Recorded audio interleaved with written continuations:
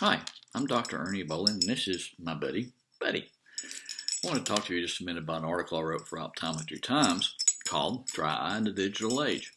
You know, we keep seeing a lot of us are really kind of concentrating on dry eye in our private practice, and we've noticed that the patients with dry eye keep getting younger and younger and younger. And it's no coincidence that this is tied to patients are spending more and more time on digital devices. I really wanted to kind of stress in this article how much you should spend looking for this in this cohort, the younger age group cohort, because it's going to be more prevalent as time goes by. Since the advent of the internet, we know that people are spending more and more accessible to the internet, to digital devices. Considering the percentage of the global population who have internet access, in 2005, just 15 short years ago, only 16% of the world population had access to internet, but now in 2019 it was 60%. And digital dry is directly tied to digital device use, and we know that it's going up every day. 71% of Americans use digital devices for over 7 hours a day. 3/4 of people use three more devices simultaneously. We know that older people are spending more and more time on them, so it's a definite problem with digital dry eye's definite problem with digital devices, and it's not just a symptomatic problem. It also can be seen in there are definite pathophysiologic responses too. Eye dryness is accompanied by changes in cell morphology and conjunctival goblet cell density.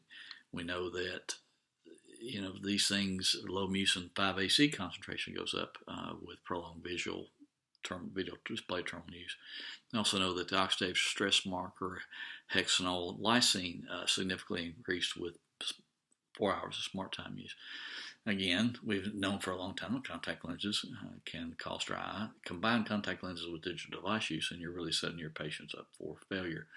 Some 83% of male and 87% of female contact lens wearers report at least one dry eye symptom amongst computer users. So, it's a definite problem. Now, we need to be aware. I'm not going to spend a lot of time. The article does spend a lot of time talking about dry eye diagnosis, and so I don't really want to talk about that a tremendous amount. But we do need to talk about some treatment considerations. I think general treatment considerations are things we don't always talk about.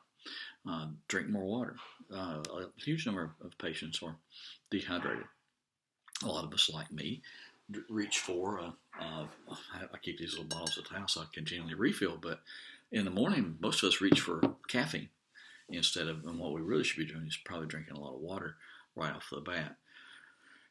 Quit smoking if you do smoke. I mean, it's a terrible, terrible habit, and it has a lot more serious side effect or serious consequences to your health than just dry eye. But consider giving that up. Turn off overhead fans at night. Big problem.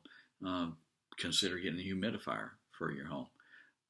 So these are just some what I call grandma home memories that you can come up with. Another one I always like to remember is the 20-20-20 rule. Where you work 20-second break every 20 minutes by looking 20 feet away. It's not just it's recommended by the AOA. It's also recommended by the American Academy of Ophthalmology.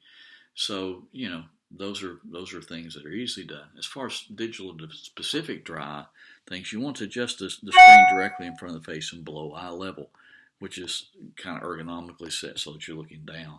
You want to keep the ambient overhead light down a little bit to the point where you're not shining light and you're getting a lot of reflection off the screen. Another big thing is to keep the screen distance right, which kind of means taking your hand, laying your hand flat against the computer screen, and then you maintaining that distance from you there. So these are all things that I talk about in the article, and I think it's important, though, for us to realize that digital device use is only going to get worse, and so our patients are with dry eyes, presenting with dry eyes, only going to get worse. As younger kids use it, they're going to get more and more problems with it.